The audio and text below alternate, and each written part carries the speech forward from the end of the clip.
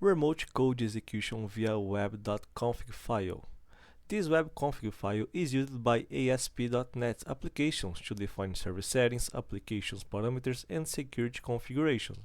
If during your pentest you discover a way to upload this type of file to the root of the IIS server, it may be possible to achieve remote code execution. And that's exactly what we did today. Let's see how it works. So let's do it, guys. I'm here with my web application 10.10.10.93, and I'm gonna just copy this. And first thing I would like to start is with some directory brute force and files brute force. I'm gonna use a fuzz-u. I can paste the address here, -fuzz -w to specify my word list. It's locating user share word list derb. I can use the big txt. It's really long, but we can wait for some time. -e, and let me just see if this web application reviews the language and the technology that is using here. I can select the network tab, reload this page, and let me see here. It's ASP.NET. It's a Microsoft IIS 7.5. Alright, that's great. That's a Windows machine. -e for .asp and .aspx, and let me just it's running, and it can take some time. Let me just wait for this finish, and we back when it finishes, right? And it finished. Let me just see. We have it transferred .aspx and upload files. Let me try access this. I can close this tab, and let me just duplicate here, and I can paste this path here. We have an upload form, and let me see the another one, uploaded files. Probably if I submit something here and upload whatever file, it's gonna be in this address. Let me just copy the 10.10.10.93 10.10.10.93 /upload files, access denied. Well, we don't have a directory listing here in this folder, but I don't know, if I just upload some kind of i.txt, I just can try access this right here. Okay, the first thing I would like to do is try to see what kind of extensions this web application allows we upload here. So I'm gonna open here my terminal. This can clear. I can go to CD documents. That's better for me, just to be organized.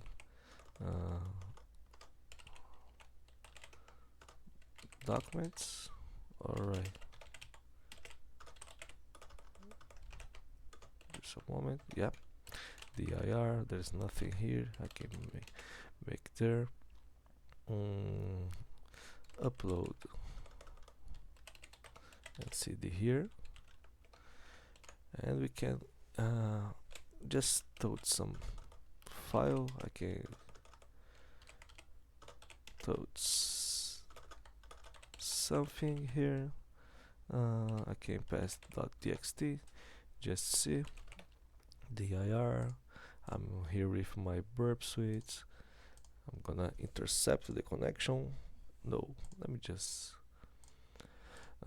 intercept it just when I send this file to the server, right? I can click here. Let me just try insert something into this file.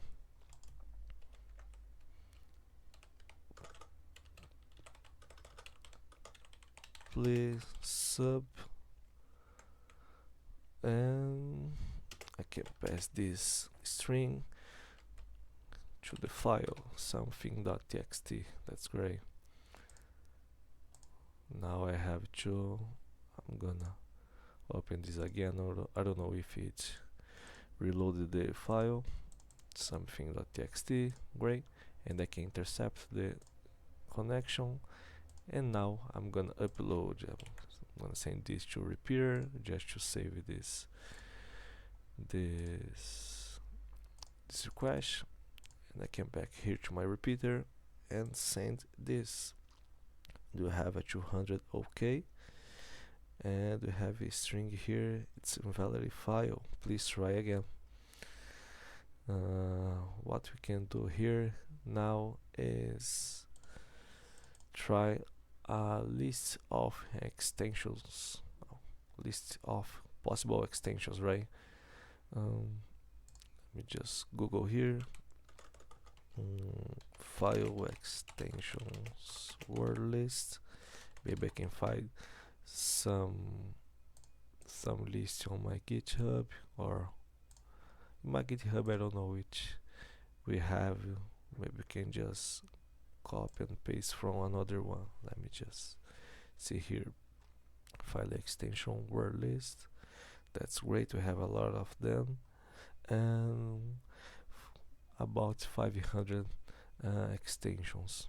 Let me just raw all of this, and then it will save in my folder. That's the node. This is the folder, and wget, and I can save here dir. Let me just move this name for another move. Yeah, it's mv, no? Oh, right, capital. File extension word list for just file, just for extensions .txt. Let me back here, and what I have to do here is just send this for intruder and try brute force the kind of extensions that the web application allows, right? Go to payloads, okay, for loads, uploads, extensions, and we have here the word list. Let me just disable URL encode positions here, and we have some string here in the response that says when we have an invalid extension. Let me just copy invalid file and use here in my intruder resource pool. No, in settings, maybe I just can clear all of these things and paste here, I guess. Yeah, invalid file, and all of the requests that has this invalid file string in this response, we will know, right? Let me just payload string, and I guess everything's fine here. Let me maximize these windows, and you can see the requests are, let me just change my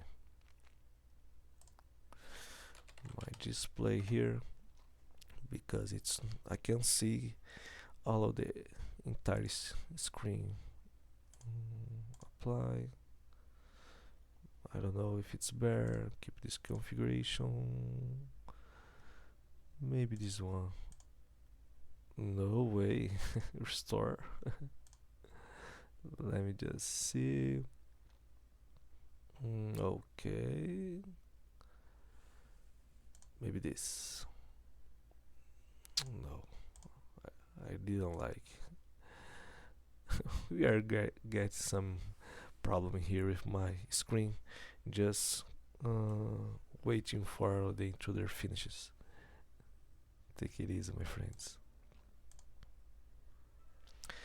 I'm gonna use this. That's okay for me.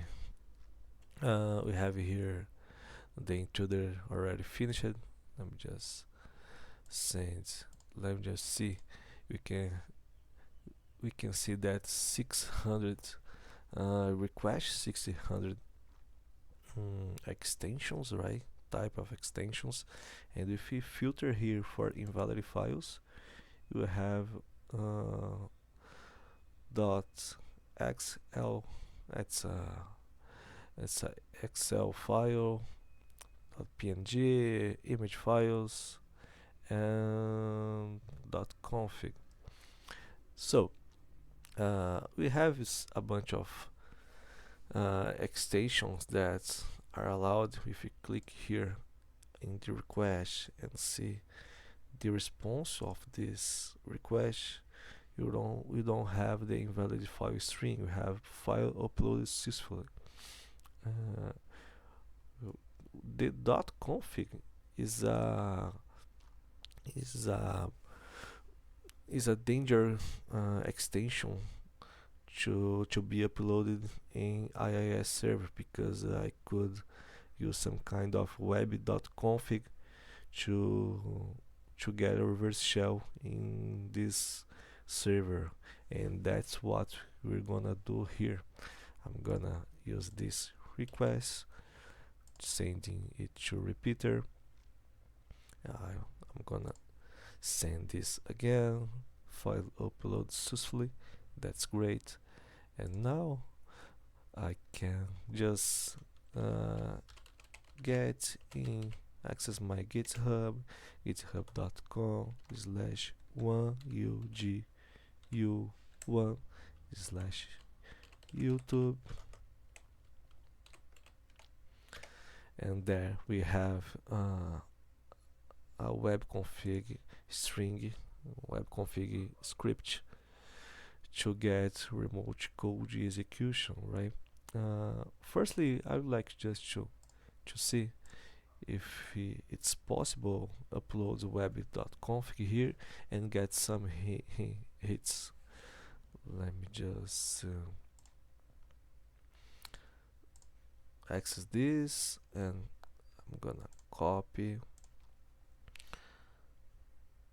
Basically, we have the web.config file here, and in the end of this we have some VBS script which is calling cmd.exe and pass some command here. The command is the PowerShell, and it's download the string and executing this, right? Let me just copy everything here, and I'm gonna pass all of this thing here. First, I would like just to see if I can ping myself with ping 10 10 14 8, and I can start my TCP dump listener here -I for my interface, and I can specify my interface that is turn 0.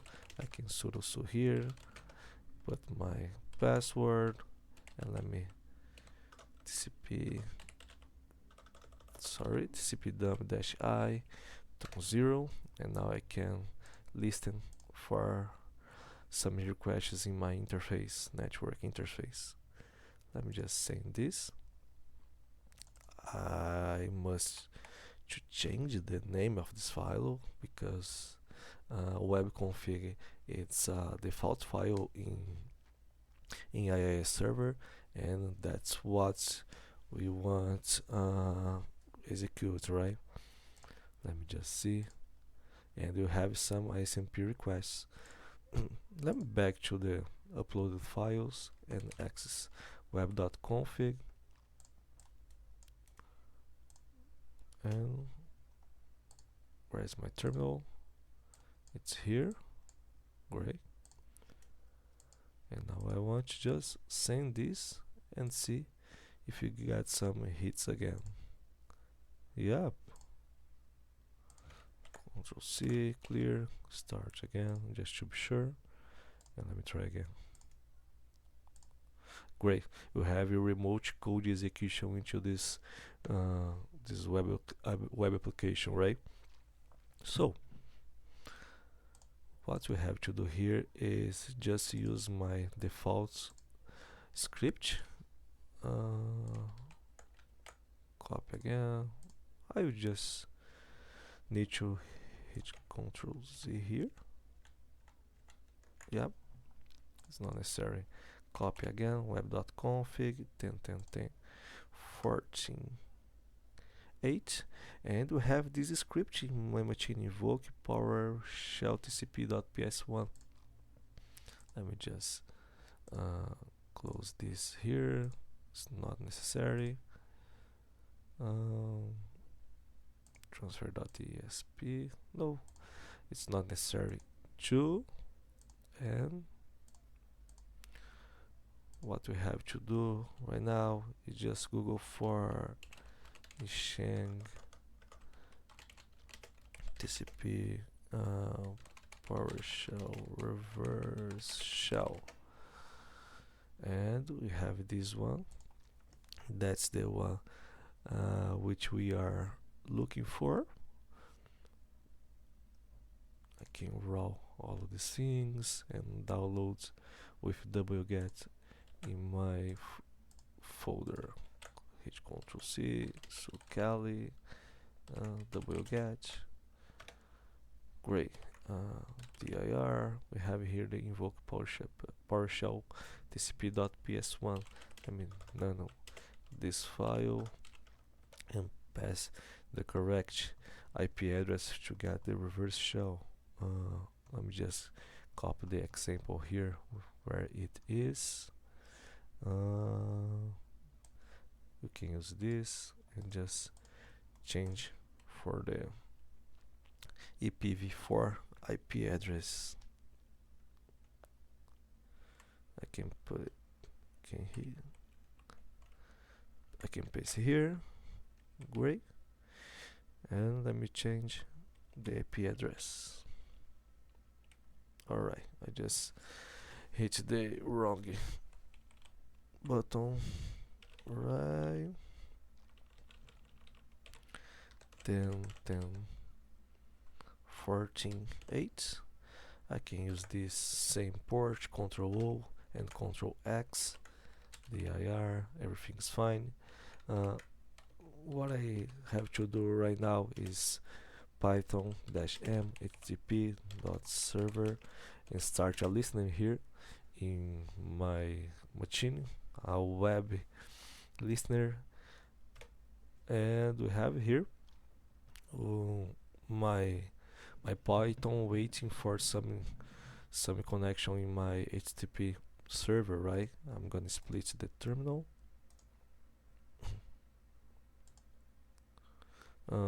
So I don't know, I don't think it's necessary. I can start just my TCP listener with netcat in the same part that I configured before in this script for reverse shell, and I guess that's the all.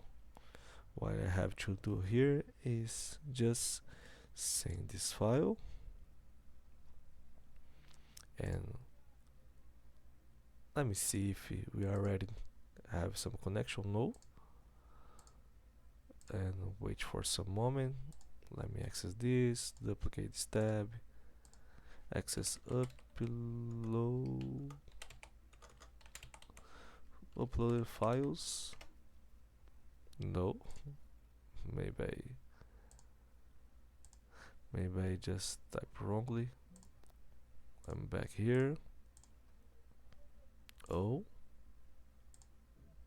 okay, it's working. Uploaded files.